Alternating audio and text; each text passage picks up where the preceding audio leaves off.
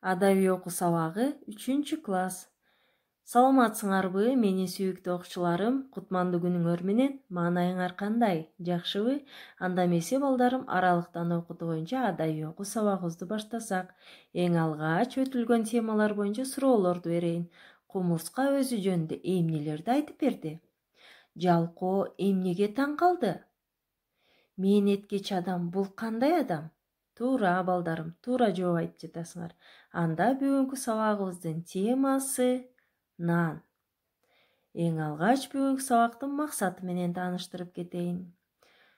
Сабагыбыздын биринчи максаты нан дасторкондон орун алгыча кыйла жолду басып өтөрүн билесиңер. Экинчи максат көркөм, шаар окуу менен түшүнүктөрүңөрдү айтып бере аласыңар. Үчүнчү максатыбыз эмгектенүүгө, эмгекти актай билүүгө калктанасыңар. Анда балдарым мен менен биргеликте нан аңгемесин конт коюп угасыңар. Нан дасторкондон орун алганча кыйла жолду басып өттү, эчен түйшүктүү эмгекти талап кылды. Адамдар адегенде трактор менен жерди айдашып үрөн себишти, малалашты.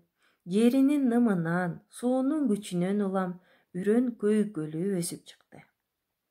Жашыл сабактар бара-бара бой керип баш алды. Буудайдан мол түшүм алуу үчүн дыйкандар убагында жер семирткичтер менен азыктандырып, сугарып турушту. Андан соң бышып жетилди. Ошентип аларды адам ак эмгеги, маңдай тери менен өстүрдү. Жаз жарышын күз күрөшү улантты. Саргара бышкан буудайдын бир да данын коромжуга учуратпай, жыйнап алуу мезгили келип, нан жыттанган талааларга комбайндар, машиналар жыйым теримге чыгышты. Көз жоосун алып ыргалган буудайларды комбайндар күнү түнү оруп жыйнап, данын бастырышты.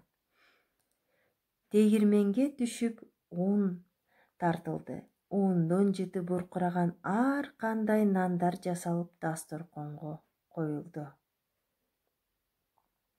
Ошентип нан дасторконго келип жеткиче адамдын бир топ эмгегинен улам кыйла жолду басып өттү. Ошондуктан адамдын күч эмгегинен, маңдай теринен жасалган асыл нанды урматтоо, ыгы жок ысырап кылбоо, сарамжалдуу пайдалануу ар бир адамдын ыйык парзы экенин, нан баарынан улук, ансыз жашоо кыйын. Бардык эле тамак аш жашоо булакы. Бирок анын ичинен нан өзгөчө орунду ээлейт.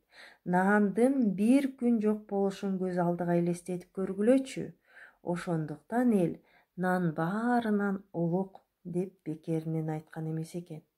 Бул аңгеме балдар Кырчын журналынан алынган экен.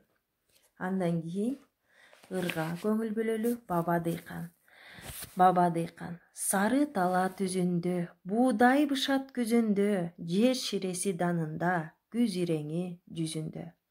Ал буудайга эгедер, баба дыйкан дегендер, ардакташат аларды ак нанынан жегендер. Бул дүйнөдө жер улук, жерди иштеткен эл улук, элин баккан нан менен баба дыйкан эр улук. Автору Жуманазаров экен. Анда эмесе балдарым, сөздүк ишке токтололу. Коромжуга, ашыкча, чыгымга деген сөз иреңи, өңү, эгедер, ээси деген мааниде. Эмесе балдар үйгө тапшырма. Баба дыйкан ырын жатка айтып, мага саласыңар.